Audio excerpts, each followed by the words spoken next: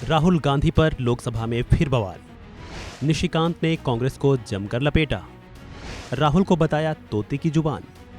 जातिगत जनगणना पर दिया चैलेंज। कांग्रेस जो एक कंफ्यूज पार्टी है, उस कंफ्यूज पार्टी की तरह ही कंफ्यूज स्पीकर रहे माननीय एलओपी, जिनको मैंने सोचा कि क्या संबोधन दिया जाए, तो लिप्स ऑफ पैरट, तोते का जो जवान होता है, उस तोते के जवान में जो लिखाया पढ़ाया जाता है वही उसको बोलना है। और इस बजट पर चर्चा करते करते ये अमर सिंह साहब भी वही चर्चा कर गए। वो क्या कहते हैं? वो महाभारत को गलत कोट करते हैं, वो रामायण को गलत कोट करते हैं, वो शिव को गलत कोट करते हैं। तो जाति है ही नहीं ना। आप ये समझें कि वो कहते हैं कि जो मैं हूं वो दिखता नहीं, मैं जो दिखता हूं वो मैं नहीं। प्रधानमंत्री जी ने जो एजेंडा सेट किया, कृष्ण की तरह चारों तरफ आप बिलबिला रहे हो और सारी ऑपोजिशन की पॉलिटिकल पार्टी कौरव की तरह प्रधानमंत्री के एजेंडे पर ओबीसी ओबीसी चिल्ला रही है। मैं सोचता था कि कांग्रेस के जो स्पोक्स पर्सन या जो वक्तव्य देने वाले हैं वो फाइनेंस बिल पर चर्चा करेंगे, वो देश के स्थितियों के बारे में बताएंगे, हमारी सरकार ने क्या बुरा किया इसके बारे में बताएंगे। लेकिन कांग्रेस जो एक कंफ्यूज पार्टी है, उस कंफ्यूज पार्टी की तरह ही कंफ्यूज स्पीकर रहे। फाइनली उनका समय जो है कांग्रेस पार्टी को कट करना पड़ा, अब दूसरे स्पीकर बोलने के लिए खड़े हुए। आज स्थितियां क्या मैं देख पा रहा था, मैं सभापति महोदय, मैं डिरेल नहीं होना चाहता। आज स्थिति क्या है पूरी दुनिया की? पूरी दुनिया की स्थिति क्या है? पूरी दुनिया की इकोनॉमी, यदि वर्ल्ड बैंक की, आईएमएफ की, फोर्ब्स की, अमेरिका की, जिनकी नीतियों से कांग्रेस बहुत प्रभावित रही है, यदि उनके रिपोर्ट को देखें तो पूरी दुनिया में 2.5% से लेकर 2.7% ही जीडीपी बढ़ रहा है। पूरी दुनिया करा रही है। आप लंदन जाइए, आप न्यूयॉर्क जाइए, आप वाशिंगटन जाइए, आप पूरे यूरोप जाइए, सारे दुकान बंद होते हुए नजर आएंगे। बेरोजगारी की भयंकर सीमा है। इन्फ्लेशन का रेट यदि आप कहेंगे, कोई ऐसा मुल्क नहीं है जहां की 8% से कम इन्फ्लेशन है।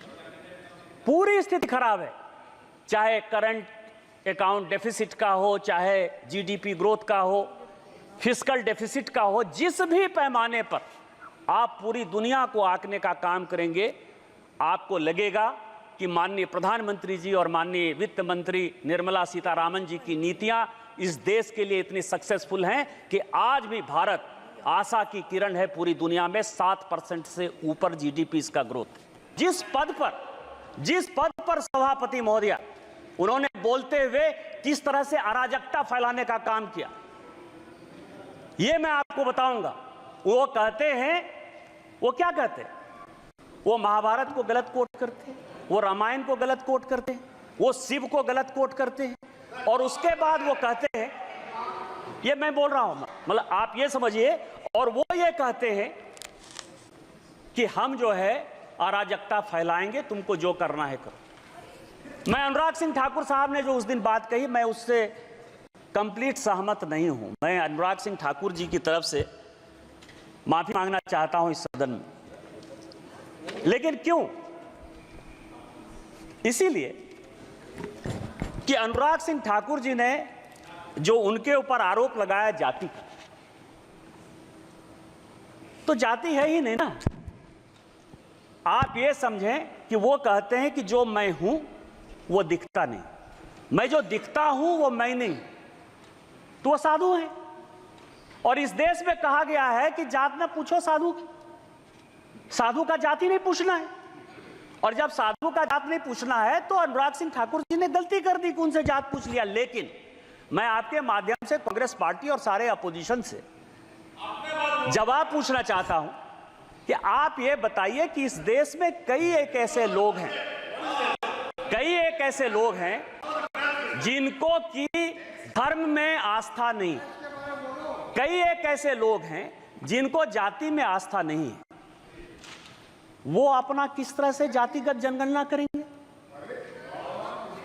जिस पद पर राम सुभग सिंह, चरण सिंह, जगजीवन राम, अटल बिहारी वाजपेयी इस तरह के बड़े बड़े लोग रहे, जिस जगह पर शरद पवार जैसे लोग रहे, वाईबी चौहान जैसे लोग रहे, उस जगह की गरिमा का क्या हरासमेंट कर रहे हैं इस बजट में अराजकता फैला के, इस बजट का नकारात्मक पहलू दिखा करके।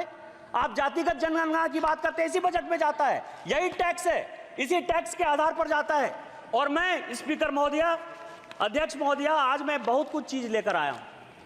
मैं 1952 से लेकर 1990 तक का कांग्रेस का मैनिफेस्टो लेकर आया हूं। आप यदि कहेंगे तो मैं लेकर दूंगा 1952, क्योंकि उस दिन जो वित्त मंत्री जी ने कहा कि नेहरू ने यह कह दिया, राजीव गांधी ने आलोक मेहता को यह इंटरव्यू दे दिया, तो यह तो इंडिविजुअल कह सकते हैं कि राजीव गांधी का वो अलग से विषय था, राजीव गांधी का पार्टी से कोई लेना देना नहीं था, या नेहरू जी का पार्टी से लेना देना नहीं था।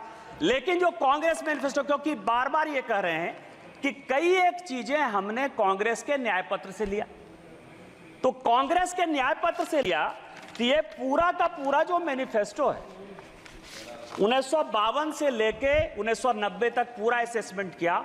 इसमें आपको आश्चर्य होगा सभापति महोदया कि पूरे के पूरे मैनिफेस्टो में 52 में, 57 में, 62 में, 69 में, 71 में, 77 में, 80 में, 84 में, 89 में और 91 में, ये सभी मैनिफेस्टो में इन्होंने कहा कि हम ओबीसी रिजर्वेशन के खिलाफ।